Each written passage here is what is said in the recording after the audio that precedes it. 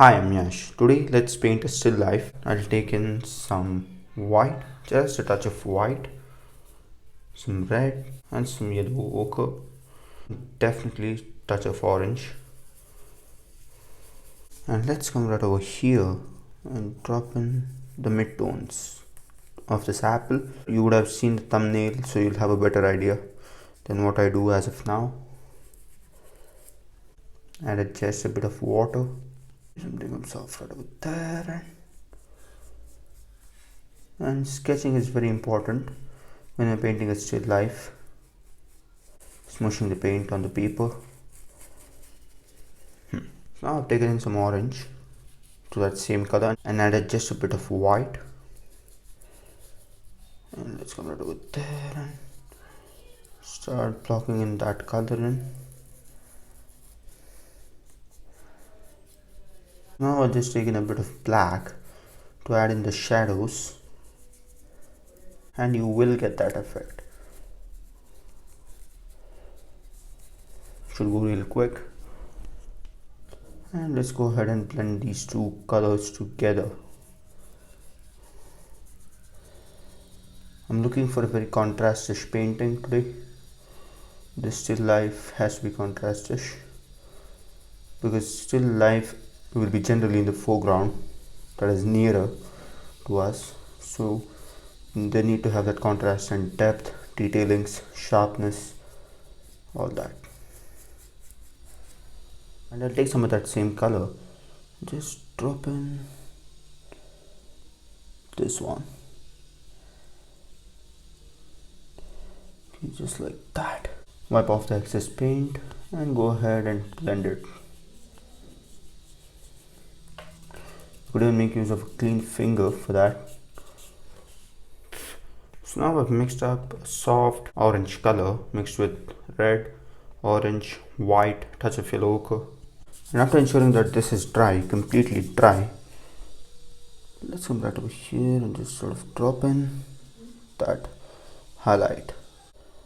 And just drop it in right over there. You could even make use of lime yellow. Something comes off right over there and some over here too.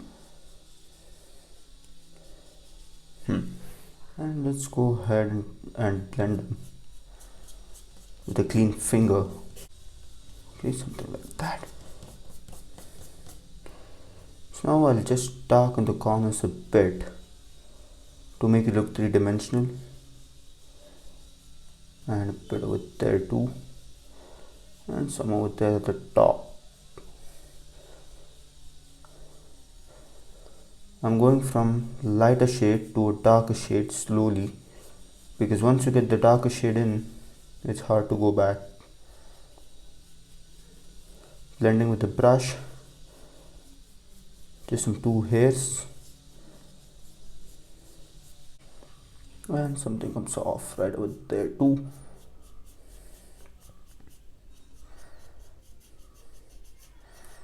If you're painting in oils, you can make use of the blender brush. Let's skip some spots, and that'll work. And some over here too, just like that.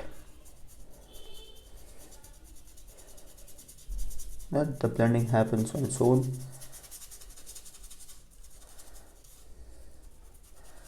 That is completely dry, so I can take that into that black shadow region and bring it back into the main highlight region.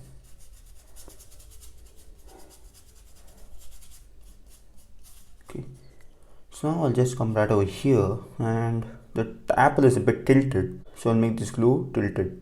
Concentrated over there. Bring back my filbert brush, just sort of blending the corners.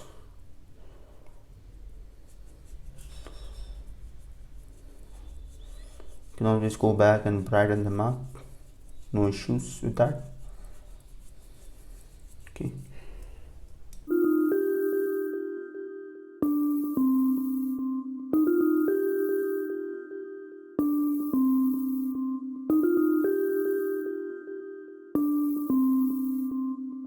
So now with my filbert So now with my filbert brush, let's come right over here and blend these two edges together. I've not cleaned nor wiped off my brush. So just like that, and then make it a bit interior. Blendedness also makes it look realistic and natural. So now, just fixing that. So now I'll just take in some blackish red color, and let's come right over here and give in some detailings.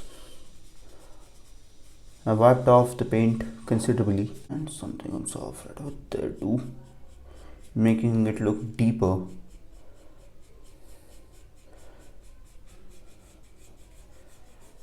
Just darkening the corners. That just like that, it's that easy. And some over here too should help. Okay, something like that. So now I've flattened that same brush, manipulated flat brush, and let's come right over here and just drop in the separation. Okay, something like that, and just give it a soft blend. Now I've wiped off my brush and just pull it downwards, slightly dense over there, and I just darken it and make it a bit well defined over there, and something soft like over there. That is a shadow. So now with another brush, I've just taken in some water. Let's go ahead and create some more textures and blending, because these are water based paints. They dry fast. Just going to do it like that.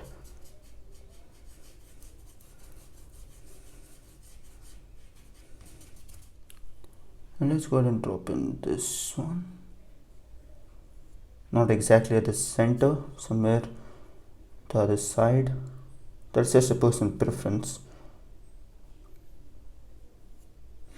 Now with my detail round brush, let's come right over here. Just dab in that highlight. This one, what you're seeing under that is the base of that highlight. Just make it smaller. You can always go back and make it bigger anyhow.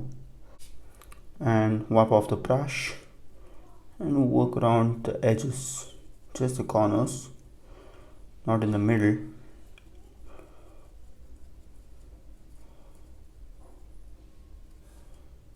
Okay, for white I've just used acrylic paint.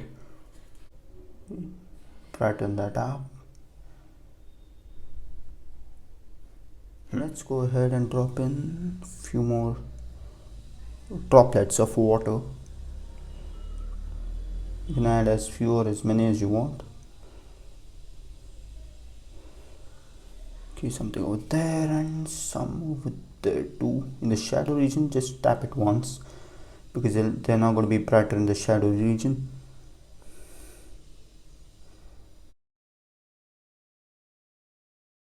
So now I've taken in some black with some red. Let's come right over here and drop in another droplet. Okay, so now I'll take in mid-tone color. Just drop it in right over there. That one was done to just have a boundary. Take in pure red and drop it in.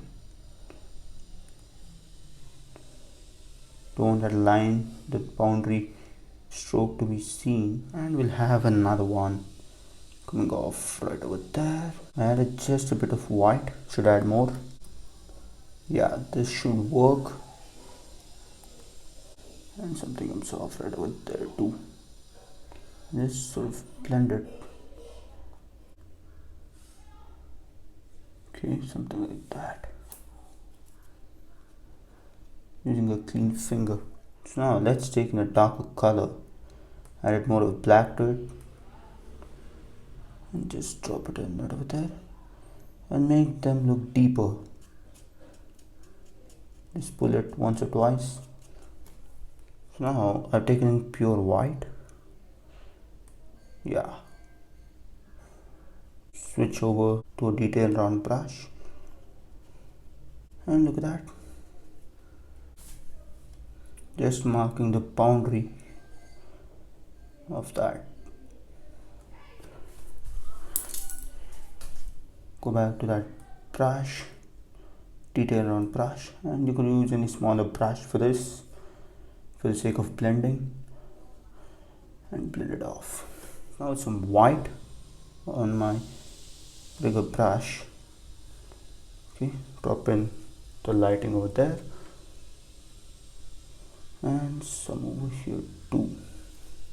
So now I'll just take in some of that color of black left out on my manipulated flat brush and just sort of drop it in there and blend it. Create that curved effect.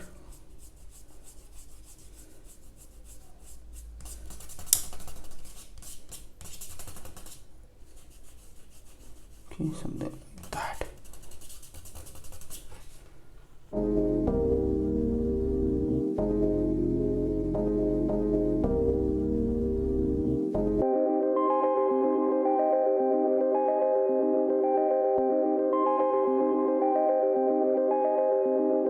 So now with some orange, red and white, let's come right over here and drop in that highlight for this. Okay, something comes off right over there, and it'll happen like that. With this, I come to the end of this painting. I hope you have enjoyed it, and thanks for watching. Well, hopefully you have enjoyed the video, and stick around and have a look at these paintings. And thanks for watching. I'll see you next time.